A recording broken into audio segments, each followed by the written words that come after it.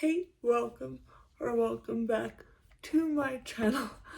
I am in my new apartment here in Wyoming.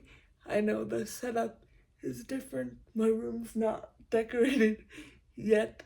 I got posters, I swear, and I also got things to put them up.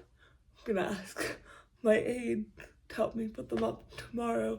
I didn't today because I needed help with laundry. And if I'm talking quieter than usual, I have roommates. Only one of them knows about my channel, so it's awkward.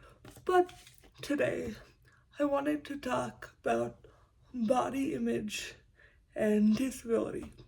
This is something I'm kind of surprised I didn't talk about a while ago because it's a topic very important to me. It's also a topic I've done research on for school, and it's something that's not spoken about a lot in the disability community, even though it is a big problem.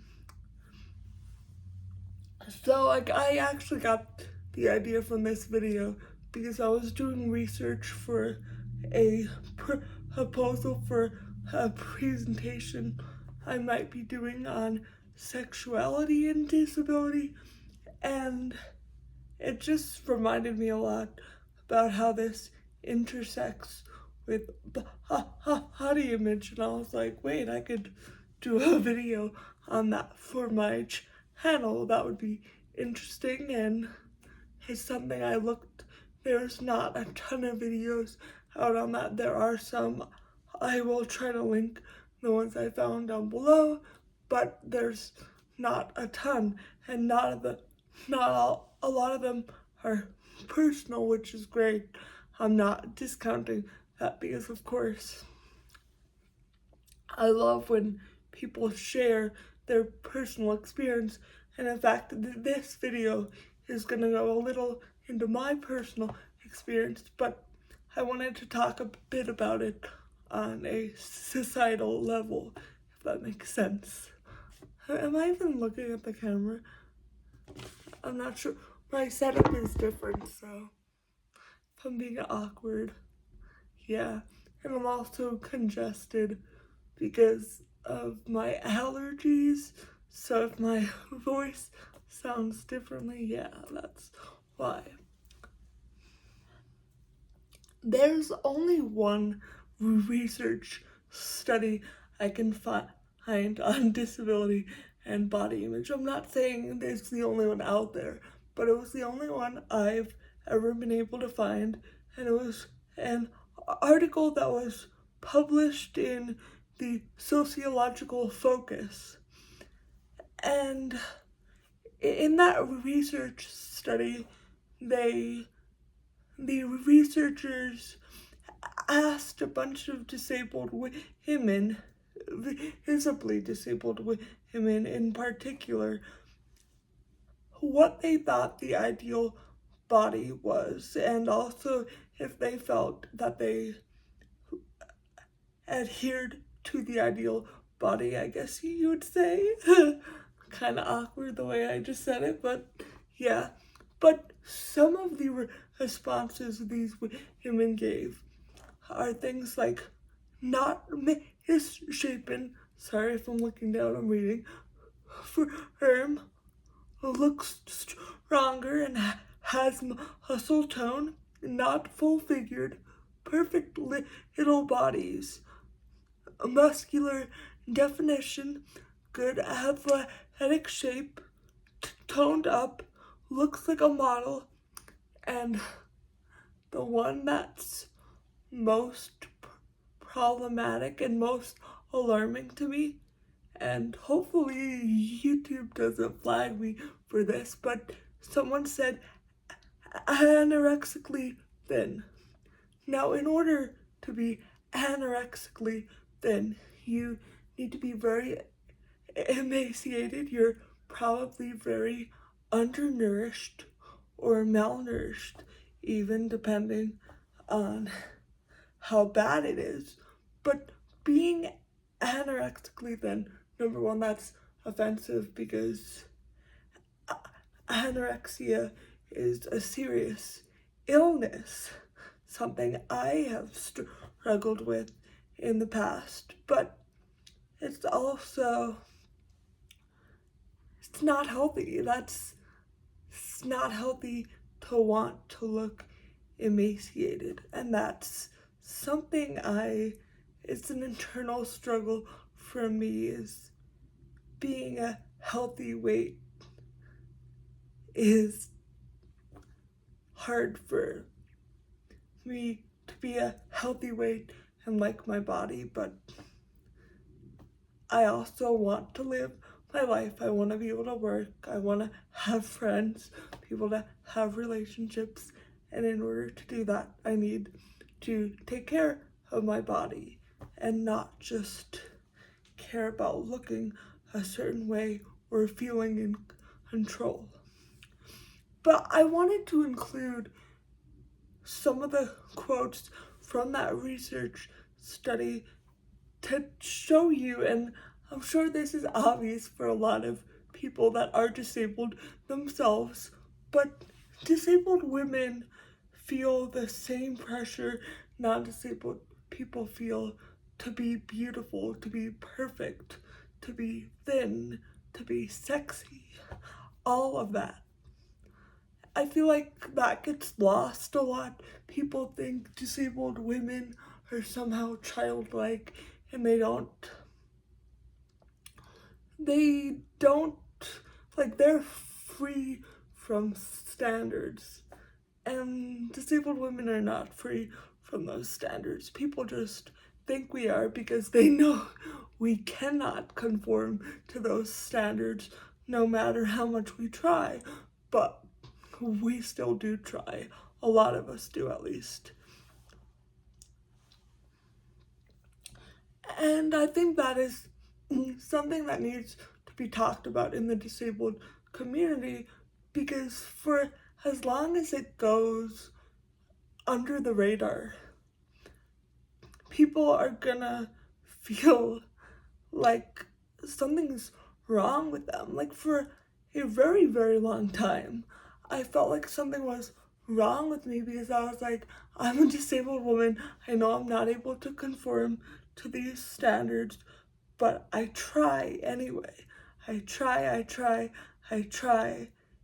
in a way that became extremely unhealthy, extremely dangerous, and I don't want that to happen to other people. I don't.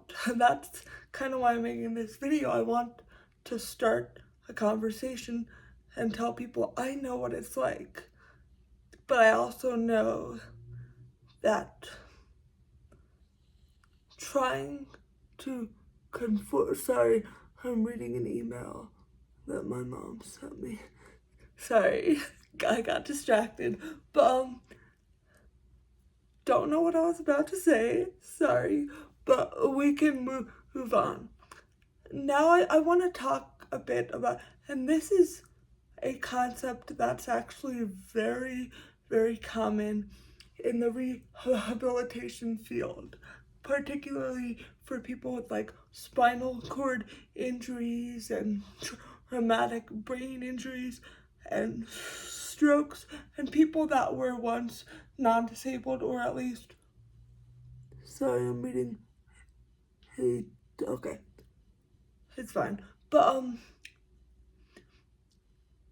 people that have either acquired disabilities or their disability has progressed or gotten to a point where they need extra assistance to relearn how to do things. So in the disability community, there's something called Move It or Lose It. And this was actually something also kind of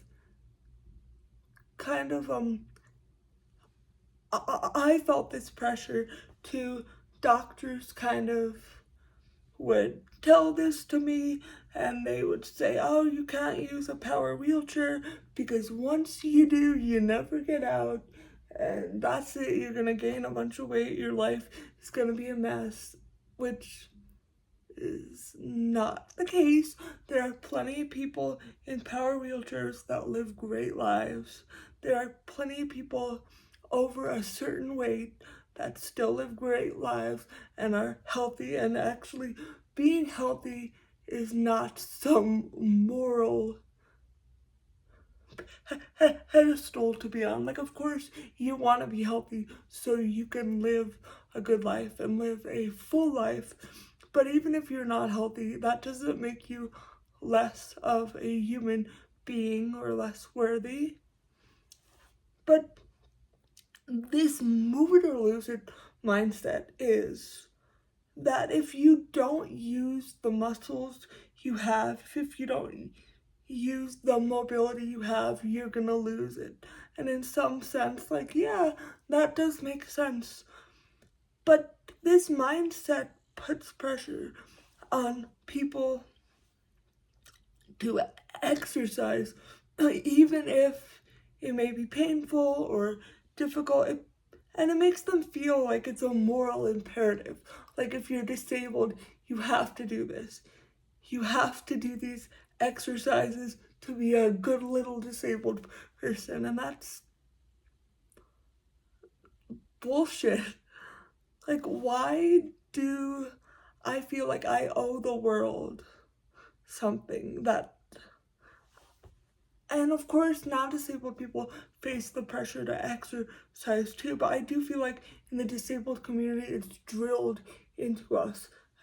Doctors, therapists, parents, teachers, all of those people constantly drill into us, move it or lose it. If you don't do your exercises, your life's gonna be a mess, and you're gonna be a burden on those around them, which goes into my next point about how a lot of people that need assistance transferring, like if they're in a if they use a wheelchair and they are going to bed and they need assistance transferring, they need to be lifted, or they use a Hoyer lift or any type of things. They have even those acrobatic things that are on the ceiling, which are actually pretty cool. But that's not the point of this video. Is not how cool some assistive technology can be. But the point is when you need assistance with like being lifted or anything like that, a lot of times you feel like if you're over a certain weight, you're a burden to those around you. I feel this pressure, even though I don't need to be really lifted. I do have assistance in the shower and assistance dressing, and I do sometimes feel like if I was heavier, it would be more work for my aide. But also, if on the other side of the coin, if I was underweight and unhealthy and not taking care of my body properly in order to stay under a certain weight, then I would actually need more help because I would be very weak. And so it's kind of a double-edged sword there. And it's something that in my own recovery from my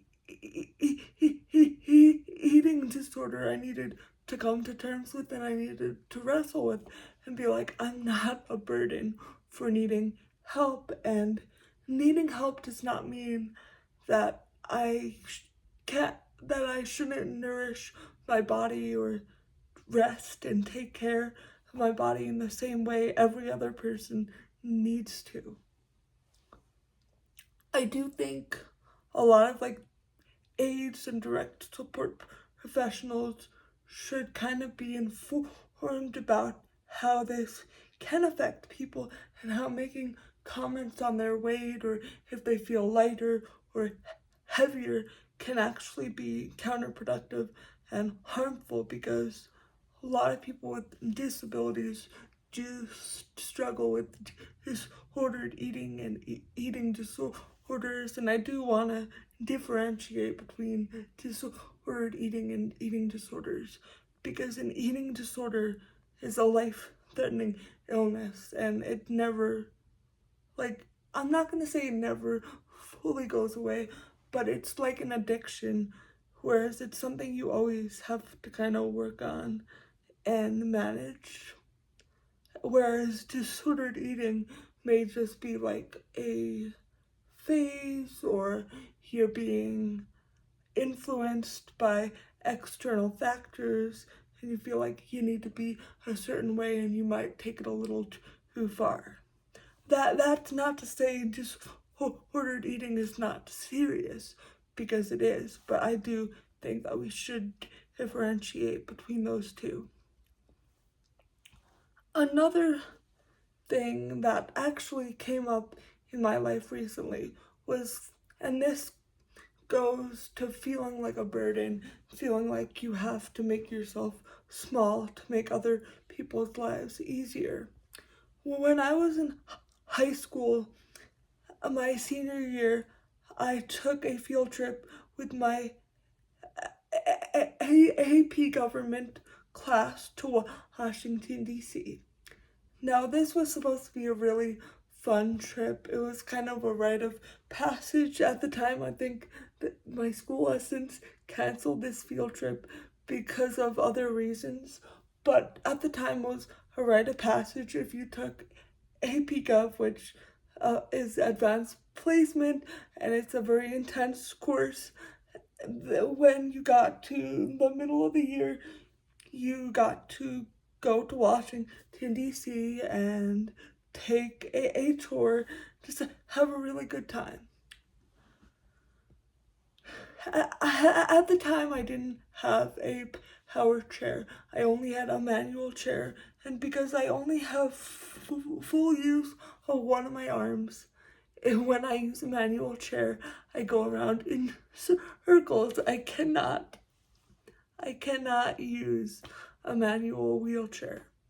So I had to be pushed in my chair by a bunch of the teachers.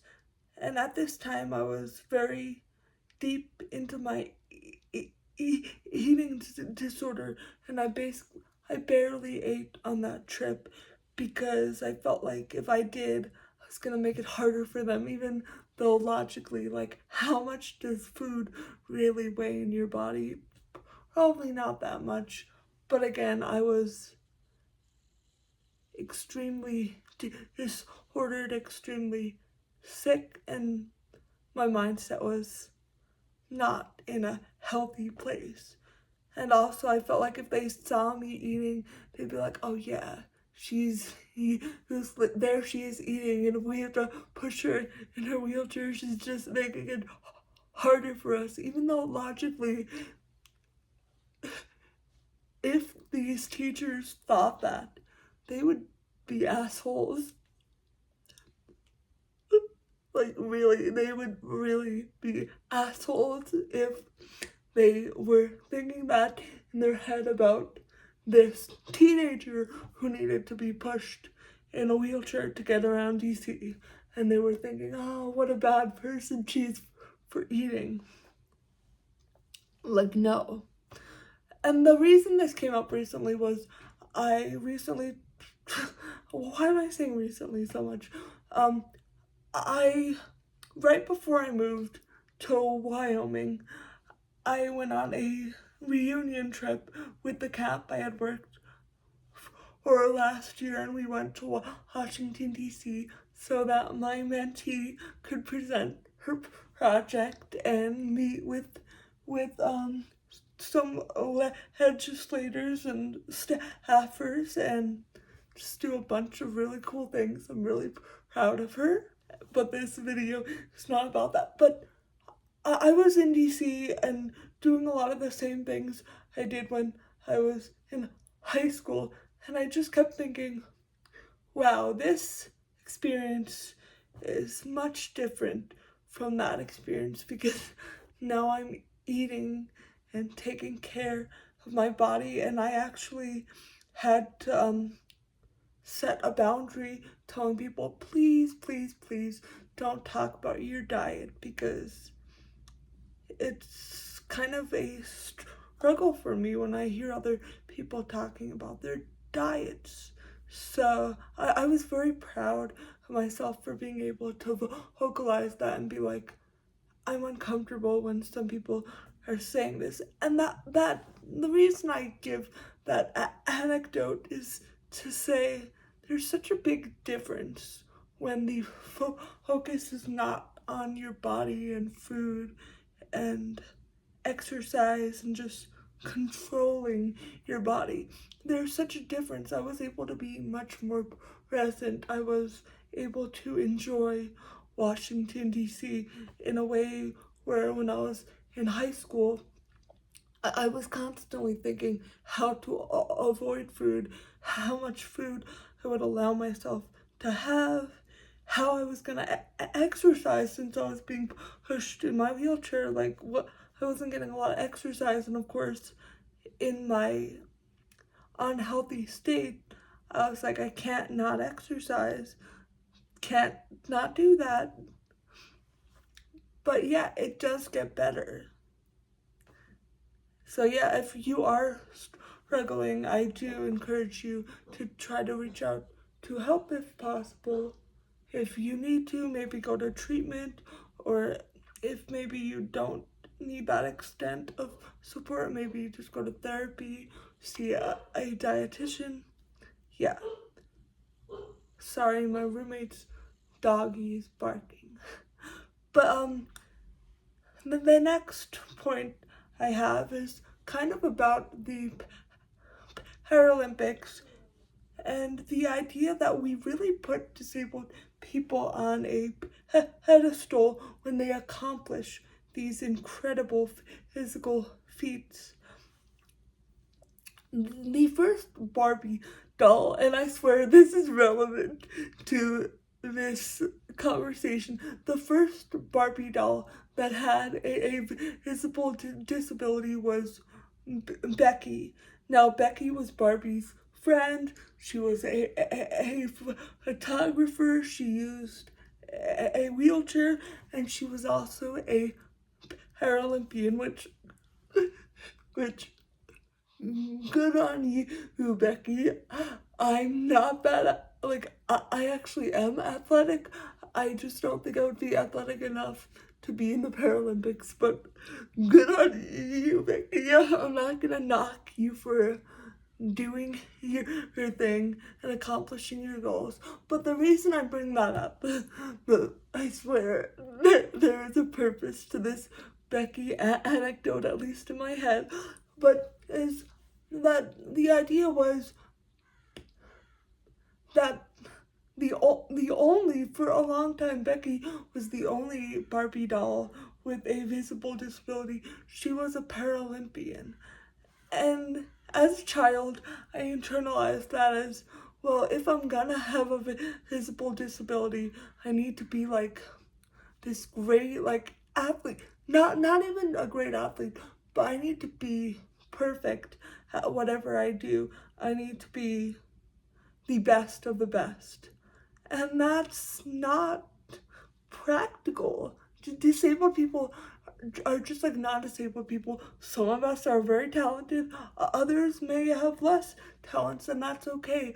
Non-disabled people do not have to prove their worth constantly to be given their basic needs and have their basic rights and supports. But I feel like a lot of disabled people feel that pressure. So, like, well, I need help with this, so then I'm gonna be very, very good at this to prove to people that, oh, I'm not a burden on society. And the Paralympics are great. I'm not gonna be like, oh, fuck the Paralympics. But what I am going to say is society needs to stop only valuing disabled people and only talking about disabled people and highlighting disabled people when they're doing amazing things. Like, we're people, and that's okay. And I don't need to be the best of the best. I'm able to be an independent living specialist at my local independent living center, and that's okay. I don't need to be this Paralympian or a great singer. I'm not a great singer, so that's not gonna happen. You won't ever hear me sing on my channel. But the point is disabled people are enough, period. We don't need to prove that we're enough. And anybody that tries to say differently, don't listen to them. Yuck. Why would you want to listen to that? I listened to that for a long time. And this is not to shame Becky. Becky holds a place in my heart. I did have a Becky doll when I was younger. This is kind of a tangent, but I do think it's also relevant to this broader conversation. Becky's wheelchair did not fit into the Barbie dream house. Even though Becky was this great Paralympian, very accomplished woman, I'm sure she still couldn't get into the Barbie dream house. How messed up is that? I think that's a big metaphor for disability in general. No matter how successful, no matter how great you are, you're still gonna face discrimination, inaccessibility, ableism, all that great stuff we talk about on my channel. Becky still couldn't go into the Barbie dream house, even though she did all those things that we were just talking about, how you don't need to do all that to be valuable as a disabled person, but she did all that. She was very accomplished, but she still couldn't get into that Barbie dream house. So even if you are accomplished, you're still gonna face stigma and struggle.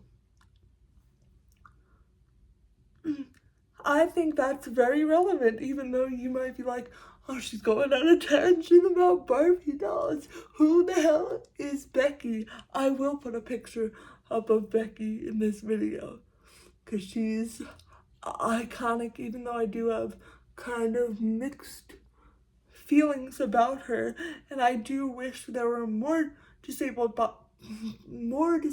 Barbie dolls when I was growing up, so that I could know that I didn't have to be this great Paralympian to be good enough. I also wish Becky's chair would fit into the Barbie dream house so she could Netflix and chill with her friends, or have dinner, or just maybe she was living in the Barbie dream house, but that would not have been possible because she could not get in that house. Yeah. I want to end this video by talking a bit about what I made this concept up. I mean, maybe somebody else may have had this concept, but when you're visibly disabled, especially, there's this paradox of being simultaneously invisible and then feeling like the elephant in the room. There are times when sometimes I feel ignored. I'll talk to someone, they either won't hear me or they'll pretend they don't hear me, they'll ignore me. And then other times I walk into a room or I wheel into a room, whatever. I mean, I use the term walking even when I'm not doing the physical act of walking, but when I'm entering a room. Why am I going on this tangent? But other times I feel like people are staring at me, they see me. And having that paradox of both being invisible and feeling like the elephant in the room, like the spotlight is on you no matter what you do, is very difficult. You feel very scrutinized, and you feel like you almost need to look perfect, or either you feel like you have to look perfect, or like, why am I even gonna put an effort into my appearance? And I always have that balance. Like, sometimes I feel like I want to put on a lot of makeup or dress really nice. Other times I'm like, well, what's the point? Like, nobody's gonna notice me anyway. Nobody's gonna see me. Or sometimes I feel like I don't want to be noticed because I'm tired of being stared at, tired of feeling like under a microscope. And that paradox is really hard, especially when I was a child. That was really, really tough because I didn't have the words to talk about it. And it was embarrassing. Not gonna cry. Not gonna cry in this video, Erica, don't cry. But yeah, it was really, really, really difficult. I felt so different. I felt like a freak show. And I hate that. I hate that disabled people were put on display in circuses.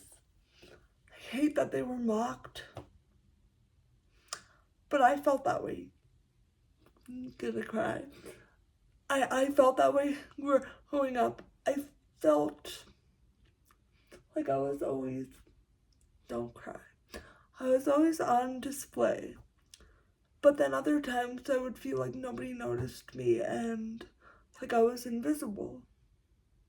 And both of those hurt.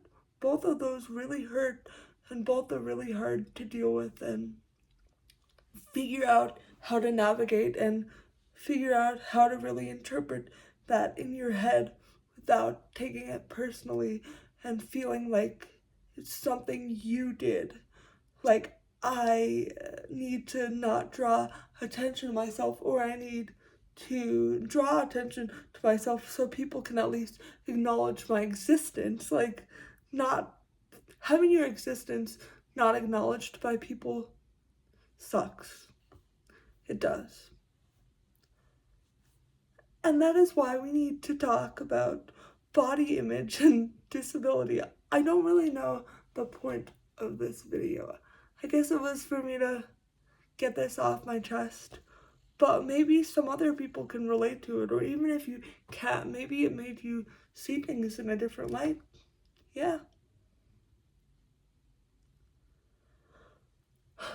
I just want to tell all the disabled people out there, you don't need to conform to these ableist standards of being a human being, being a woman, being a man, being non-binary. You don't need to conform to a standard to be valuable.